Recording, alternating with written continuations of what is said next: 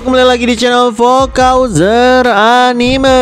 Jadi, kali ini kita akan kembali ngebahas alur cerita dari Assassin Ijin seperti yang banyak kawan-kawan request ya guys ya. Dan setelah kita ngebahas Ijin beberapa part, mungkin bersiaplah untuk kita akan ngebahas Babang Grid yang ganteng. Jadi, langsung aja kita mulai alur ceritanya. Di part terakhir kemarin berakhir di mana seorang pria yang cukup tua dengan mengenakan pakaian saintis bertemu dengan Mayor Hamchan. Pria tua itu bilang ke Hamchan, "Tolong temukan aku dengan mercenary Jin." Beberapa saat kemudian, Hamchan pun pergi menemui Jin di sebuah ruangan rapat militer. Hamchan cerita panjang lebar tentang misi mereka dan siapa pria tua berbaju lab tadi. Nama pria itu adalah Ethan Garden. So, pihak militer dunia sedang gencar-gencarnya mencari sebuah senjata biologis yang sangat berbahaya yang dibuat oleh sebuah organisasi. Dan ketua pembuatan senjata biologis itu diketahui adalah Ethan Garden. Namun setelah Ethan ditangkap dan seluruh TKP diperiksa, maka nggak ada satupun senjata biologi yang ditemukan di sana.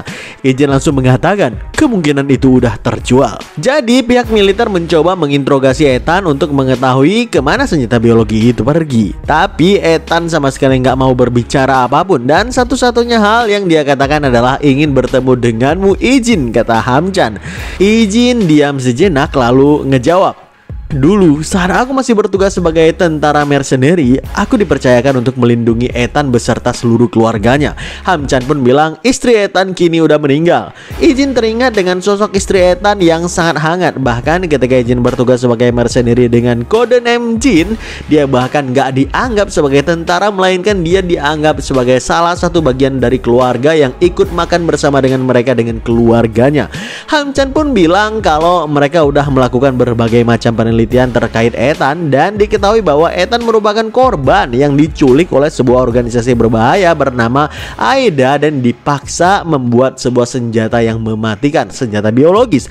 Ijin pun ngejawab, "Aku akan berbicara dengannya." Setelah Ijin mengatakan itu, Hamchan dengan wajah sedihnya cuma bisa meminta maaf kepada Ijin karena dia harus melibatkan Ijin lagi dalam urusan militer ini, dimana sebenarnya Ijin sendiri udah pensiun dalam segala hal seperti ini dan udah menemukan kehidupannya sendiri.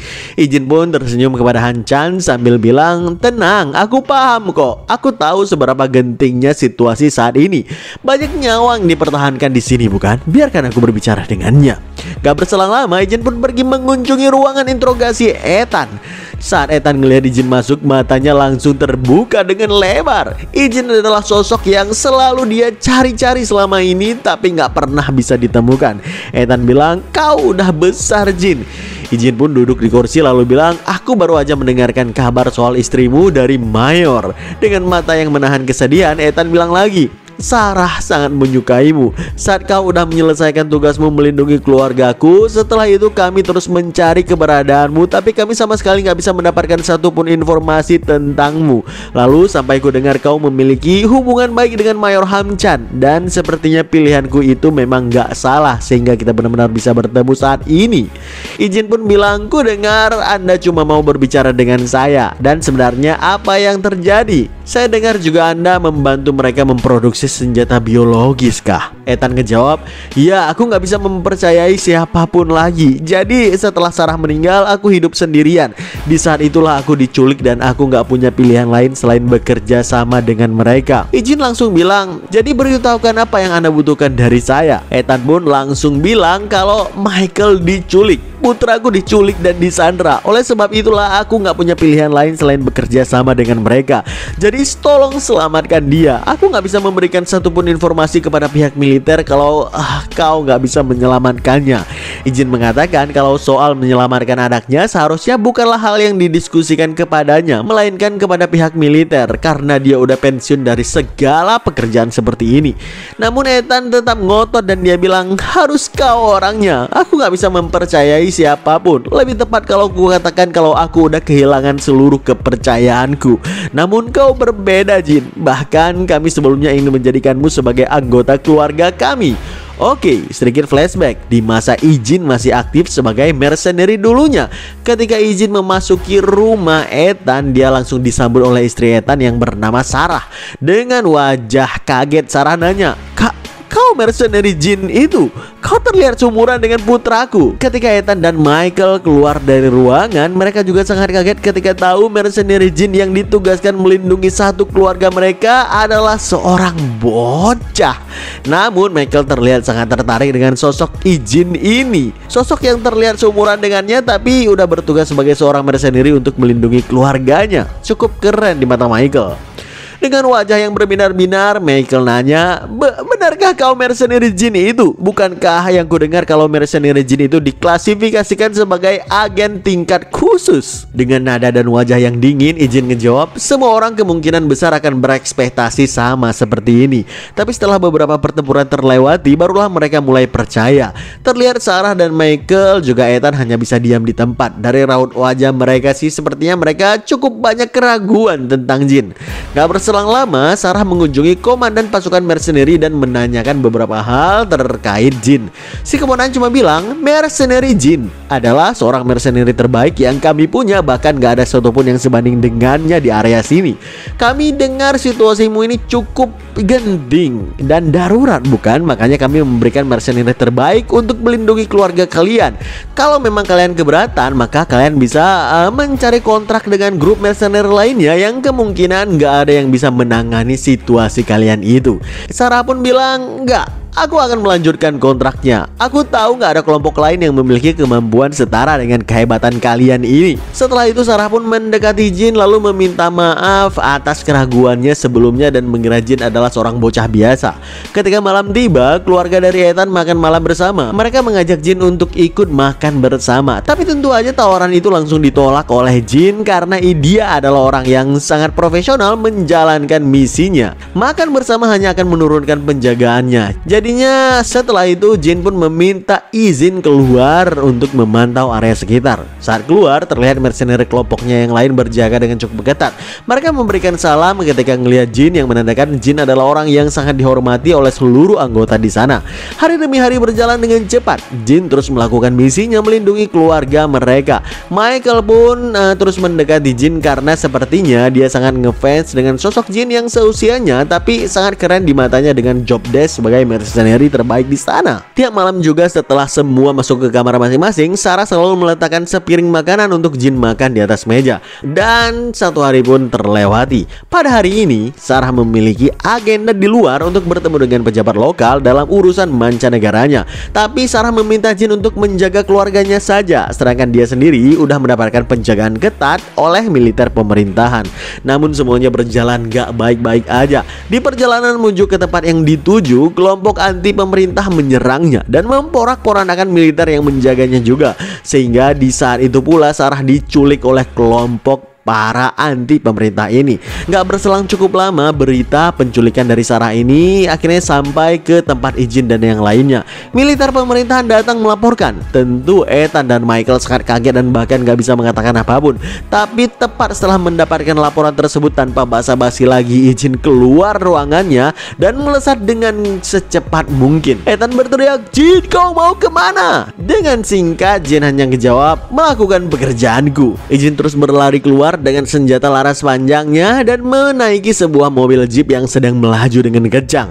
Di dalam mobil, salah satu dari mereka melaporkan ke Jin tanpa perlu ditanya. Dia bilang ternyata pasukan anti pemerintahan itu melihat bahwa diplomat bekerja sama dengan para pemimpin lokal lalu melakukan serangan.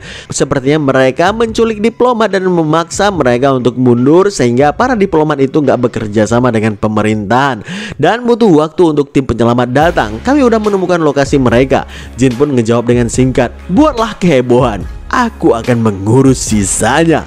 Yang lain ngejawab serentak, "Roger."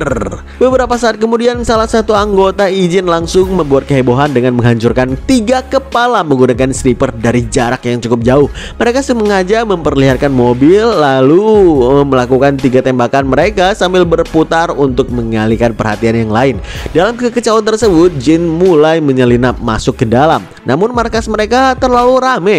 Di segala sudut tempat ada pasukan yang berjaga. Jadinya Jin pun memainkan perannya sebagai bocah tanpa menggunakan senjata apapun selain pistol pinggang yang tersembunyi di balik pakaiannya. Dua orang menghampiri Jin dan mereka bilang, "Hei bocah, dari regu mana kau? Dari mana pula bocah nakal ini berasal?" Namun saat dua orang itu mulai mendekati Ijin lebih dekat lagi, tanpa ragu Jin mengambil pistolnya dari saku dan dengan kecepatan tembakan yang sangat tinggi pula Ijin melubangi kedua kepala mereka dengan cukup instan.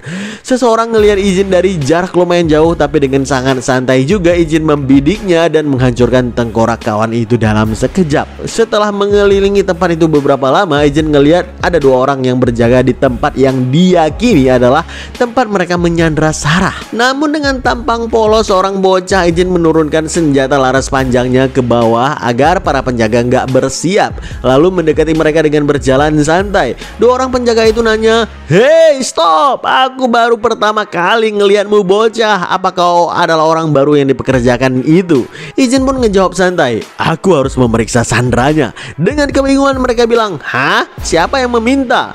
Setelah menghela napas panjang, dalam sekejap Ijin mengambil pistol dari saku belakangnya dan menghabisi mereka tentunya. Setelah Ijin masuk ke dalam sana, tentu di dalam sana yang berjaga jauh lebih banyak. Namun dengan menggunakan kecepatan perpindahan dari pistol di tangannya, Ijin mulai membidik kepala masing-masing dari mereka. Dan bahkan sebelum mereka sempat menarik pelatuk senjata mereka sendiri, setiap kepala udah berlubang dengan kecepatan serangan dari Ijin yang sangat luar biasa. Ijin terus bergerak ke ruangan yang jauh lebih dalam untuk mencari Sarah. Di manakah Sarah saat ini? Sarah terlihat sedang diinterogasi oleh seorang pria berbadan bongsor. Namun di tengah interogasi tersebut, pintu ruangan mereka terbuka. Seseorang masuk dan pria bongsor itu langsung nanya, "Hei, siapa kau? Ini adalah tempat yang gak boleh dimasuki oleh sembarangan orang. Siapa kau bocah?" Sarah belum bisa ngelihat siapa yang masuk itu karena terhalang oleh tubuh bongsor pria di depannya itu. Namun Ijin sendiri yang berdiri tepat di depan pria tersebut tahu kalau dia melepaskan tembakan dengan posisi sejajar dengan Sarah, maka kemungkinan Sarah akan terlibat. Oleh sebab itu, Ijin dengan kecepatan yang sangat tinggi langsung melesat ke depan orang tersebut tanpa sempat dia bereaksi sedikit pun dan langsung menancapkan jantungnya hingga dia langsung tewas di tempat. Ana yang ngelihat itu hanya bisa terdiam dengan keringat dingin lalu bilang, "Jin?" Dengan pandangan dingin Ijin ngejawab, "Aku di sini untuk menyelamatkanmu." Suasana di sana tentu menjadi heboh dan para pasukan anti pemerintahan terus berpencar untuk mencari keberadaan Jin dan juga Sarah. Namun Jin dan Sarah terus bergerak dengan cepat dan juga hati-hati menghindari titik vital yang rame hilir mudik dari para pasukan tersebut. Namun Sarah di tengah jalan kehabisan napas dan terus berlari tanpa henti. Karena ada sekelompok orang yang mendekati mereka, Ijin pun maju duluan untuk meledakkan kepala masing-masing dari mereka dengan ketepatan yang sangat luar biasa. Yap, benar, sejauh apapun jarak musuhnya, secepat apapun pergerakan dari setiap musuhnya, setiap tembakan Ijin selalu mengenai kepala mereka seperti auto target. Bahkan ketika sambil melakukan sliding show untuk menghindari peluru, Ijin pun masih bisa melakukan serangan dengan ketepatan yang sangat luar biasa. One shoot, one kill. Ngelihat itu dari belakang ngebuat Sarah teringat dengan perkataan salah satu komandan mercenary yang bilang kalau Ijin memanglah mercenary terbaik area tersebut. Bahkan gak ada satupun yang bisa mendekati kemampuannya. Oke, Ijin dan Sarah pun terus bergerak menghabisi setiap musuh. Musuh yang dekat Ijin habisi dengan pisau, sedangkan musuh yang jauh dihabisi menggunakan pistolnya. Mungkin ada yang nanya gini, Bang, kenapa nggak pakai senjata laras panjangnya?" Ya, karena menggunakan pistol bisa lebih efektif, membuat Ijin lebih tepat dan cepat bergerak, menghindar dan mengambil sudut paling tepat untuk menaklukkan setiap lawannya. Oke, kita lanjut. Ijin bilang ke Sarah, "Aku akan merebut mobil yang ada di sana itu. Setelah aku berikan aba-aba, maka segeralah berlari secepat dan sekuat tenagamu." Tapi belum sempat Sarah menjawab, Ijin udah melesat dengan kecepatan tinggi menyerang beberapa orang pasukan yang berada di dekat mobil itu dan langsung melubangi dua kepala musuh yang ada di depan. Tapi tiba-tiba pistol Ijin kehabisan peluru. Salah satu dari mereka menggunakan kesempatan itu untuk melancarkan serangan tembakan bredelnya. Tapi dengan refleks Ijin yang sangat luar biasa yang bahkan bisa menghindari peluru, dia pun bergerak ke samping mendekati si kawan itu dan menghabisinya dengan pisau. Setelah diberikan aba-aba, Sarah menuju ke mobil yang Ijin tempati. Tapi sebelum mereka berangkat, beberapa orang menembaki mereka dengan AK-47. Namun area pelarian memang udah terbuka lebar. Dengan sedikit menunduk, Izin menancap gasnya dan meninggalkan area tersebut begitu saja. Setelah berselang beberapa lama, akhirnya mereka pun sampai di markas dan area perlindungan. Sarah langsung memeluk suami dan anaknya, sedangkan komandan mendekati Izin dan dia bilang, kerja bagus. Sarah dan seluruh keluarganya pun memasuki rumah. Di dalam rumah, Sarah berbicara empat mata dengan Ethan. Dia menceritakan segala hal gila yang dilakukan Jin untuk melindunginya. Dengan terbata-bata Sarah bilang, Jin melakukan berbagai hal yang sangat luar biasa, tapi seolah semua itu bukan apa-apa baginya. Ethan pun ngejawab, Jin adalah mercenary terbaik area ini seperti yang kita tahu. Menurutmu kehidupan macam apa yang udah dia jalani sampai mendapatkan kemampuan seperti itu? Aku yakin dia udah menjalani kehidupan yang sangat sulit sejak dia masih sangat kecil. Kehidupan yang bahkan gak bisa kita bayangkan, gak bisa dibayangkan oleh orang-orang seperti kita ini. Kata-kata itu ngebuat Sarah langsung teringat dengan wajah Jin yang selalu murung dan juga dingin. Sambil memahami perkataan dari Ethan, Sarah menangis, dadanya sesak. Dan gak berselang lama, Ethan, Sarah dan anaknya Michael memanggil Jin untuk berbicara di meja keluarga mereka. Izin mengira kalau mereka berniat mengganti pengawalnya karena melihat apa yang udah Izin lakukan sebelumnya. Tapi perkiraannya salah total. Ternyata Sarah dan keluarganya bilang, mungkin ini agak mendadak dan aku udah memikirkannya juga baik-baik. Juga kalau kau nggak masalah, apa kau bersedia menjadi anggota keluarga kami? Kata-kata itu tentu ngebuat Izin yang biasa berwajah dingin langsung kaget dan tertegun. Kita berpindah ke keesokan harinya. Saat pagi tiba, komandan mercenary mendatangi keluarga Ethan. Tapi Michael yang kebingungan langsung nanya, loh, Jin mana? Komandan pun ngejawab, mulai hari ini pengawal pribadi kalian akan diubah. Jin mendatangiku tadi malam dan meminta pergantian. Aku nggak tahu alasannya karena dia nggak mengatakan apapun. Tentu mendengarkan itu mereka bertiga, terutama Michael, sangat kaget. Sarah bilang, apa kita terlalu memaksakannya ya? Dan membuatnya nggak nyaman. Kuharap dia nggak terlalu kecewa dengan kita. Mendengarkan itu, komandan pun ngejawab, apapun alasannya, Jin bukan kecewa terhadap kalian. Tapi kalau suatu hal udah melibatkan perasaan pribadinya, ketika dia mendapatkan misi khusus melindungi kalian, maka itu akan menjadi sebuah masalah. Dan dia nggak akan pernah melakukan hal tersebut. Ketika mendengarkan itu, mereka bertiga teringat dengan kejadian semalam. Saat Sarah menanyakan hal tersebut ke Izin, maka Izin pun langsung memberikan jawaban dan menolaknya mentah-mentah. Bahkan Sarah sempat bilang kalau nggak perlu menjawabnya sekarang dan pikirkan lagi. Tapi dengan tegas Izin langsung ngejawab dan dia bilang, aku nggak perlu memikirkannya lagi. Aku menolaknya. Dan Izin pun langsung pergi meninggalkan mereka. Ethan nanya ke komandan, apa itu artinya kami nggak bisa bertemu lagi dengan Izin mulai sekarang? Si komandan ngejawab, kalian meminta assassin paling terampil yang kami punya sebelumnya sebagai pengawal pribadi bukan? Walaupun Izin berhenti sebagai pengawal pribadi, tapi dia masih bagian dari pasukan eksternal yang menjaga di area luar. Kalian bisa menemuinya kapanpun. Saat ini Izin sedang berjaga di luar. Dia sering termenung dan mengingat perkataan Sarah semalam. Dalam hati dia juga senang karena sejak di camp assassin dulu dia nggak pernah mengenal apa itu keluarga dan kehangatan keluarga. Tapi tiba-tiba mendapatkan tawaran seperti itu membuat dia sedikit takut. Gak berselang lama, Michael keluar menemui Izin. Dia langsung bilang, Jin, ayo sarapan bareng. Ibu bilang karena kau nggak lagi menjadi pengawal pribadi kami, seharusnya nggak jadi masalah bagimu untuk makan bersama kami bukan? Kata Michael dengan wajah yang benar-benar berbinar-binar. Pernyataan itu membuat Izin sedikit kaget dan memang ada benarnya juga. Kedua rekan Izin yang berjaga di sana sampai ketawa mendengarkan itu dan menyuruh Izin melakukannya. Sejak saat itu pula Izin selalu makan bersama mereka dan keluarga Ethan dengan kehangatan bagai keluarga. Komandan yang saat ini menjadi pengawal pribadi keluarga Ethan tersenyum tipis dan senang ngelihat Izin bisa mendapatkan kehangatan keluarga karena emang umur Izin pantas untuk mendapatkan semua kehangatan tersebut. Hari demi hari pun berlalu dengan cepat. Selain makan bersama, Ethan dan juga Sarah mengajari Izin tentang budaya negara lain bahkan bahasa dari negara-negara lain. Michael dan Izin pun semakin dekat. Dalam suatu waktu Michael mendekati Izin dan dia bilang, aku sebenarnya nggak memiliki seorang pun teman. Aku selalu mengikuti keluargaku karena pekerjaan mereka. Jadi aku nggak sempat untuk mencari seorang pun teman. Tapi aku sekarang sangat senang karena aku memilikimu sebagai temanku Izin. Ya, itulah flashback tentang Izin dan keluarga Ethan. Saat ini Izin sendiri sedang mengendarai mobil menggunakan pakaian tempurnya. Dia bersiap menggila tentunya untuk menyelamatkan Michael yang katanya sedang disandra. Oke, saksikan kelanjutan alur cerita Assassin Izin hanya di channel Fokuser Anime dan stay update.